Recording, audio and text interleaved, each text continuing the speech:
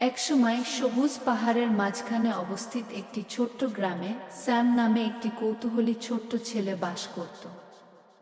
Sam তার বাড়ির কাছে তৃণভূমি এবং বন ঘুরে বেড়াতে ভালোবাসত, সর্বদা অ্যাডভেঞ্চারের সন্ধান করত।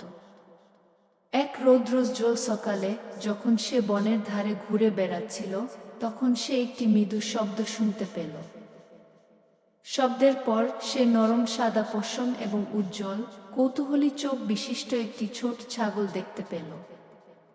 ছাগলটির খুর লতার জটলায় আটকে গেছে। স্যাম সাবধানে ছাগলের কাছে গিয়ে মৃদু স্বরে বলল, চিন্তা করো না ছোট্ট ছোট্ট, আমি তোমাকে সাহায্য করব। সে লতাগুলো খুলে ছাগলটিকে মুক্ত করে দিল। সে কৃতজ্ঞতার সাথে সাথে স্যামের হাত চেপে ধরল।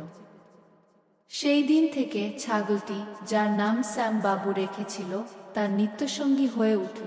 বাবু সর্বত্র স্যামের পিছনে পিছনে গেল, মাঠের মধ্য দিয়ে, গ্রামে, এমনকি সেই ছোট্ট ঝর্ণা পর্যন্ত যেখানে স্যাম পাথর লাফিয়ে বেড়াতে পছন্দ করত। দুজনে অবিচ্ছেদ্য হয়ে উঠল। স্যাম বাবুকে কৌশল শেখাত, যেমন কাঠের উপর দিয়ে লাফানো এবং পাথরের উপর ভারসাম্য বজায় রাখা, এবং বাবু তার কৌতুকপূর্ণ কৌশল দিয়ে স্যামকে হাসিয়ে তুলত। সে প্রায়শই স্যামের শার্ট কামড়াত অথবা প্রজাপতির পিছনে তাড়া করত। তার ছোট খুরগুলি ধুলোর মেঘ উড়িয়ে দিত। একদিন বিকেলে, যখন তারা বনের একটি নতুন অংশ অন্বেষণ করছিল, স্যাম এবং বাবু একটি পুরানো পরিত্যক্ত কুটিরে হোঁচট খেয়েছিল। এর জানালাগুলি ফাটল ধরেছিল এবং আইভি দেয়াল বেয়ে উপরে উঠে গিয়েছিল। স্যামের কৌতূহল তাকে ঠেলে দিল এবং সে চকচকে ট্রিঙ্কেট এবং একটি পুরানো মানচিত্রে ভরা একটি ধুলোময় সিন্দুক দেখতে পেল। মানচিত্রে গ্রামের সবচেয়ে উঁচু ওক গাছের কাছে একটি লুকানো ধন দেখা। উত্তেজিত হয়ে স্যাম এবং বাবু গ্রামে ফিরে গেল। বাবুর সাহায্যে তারা ওক গাছের নিচে খুঁড়ে সোনার মুদ্রা এবং ঝলমলে রত্ন ভর্তি একটি ছোট কাঠের বাক্স আবিষ্কার করল। স্যাম তাদের ভাগ্যকে বিশ্বাস করতে পারছিল না।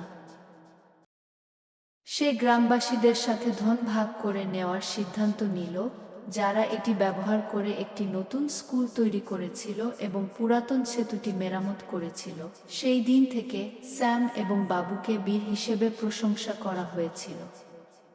কিন্তু স্যামের কাছে আসল ধন সোনা ছিল না, এটি ছিল তার সাহসী ছোট্ট ছাগলের সাথে ভাগ করা বন্ধুত্ব।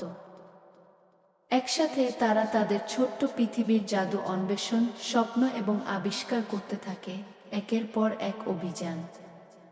এবং তাই ছেলে এবং ছাগলটি সুখে বসবাস করতে থাকে।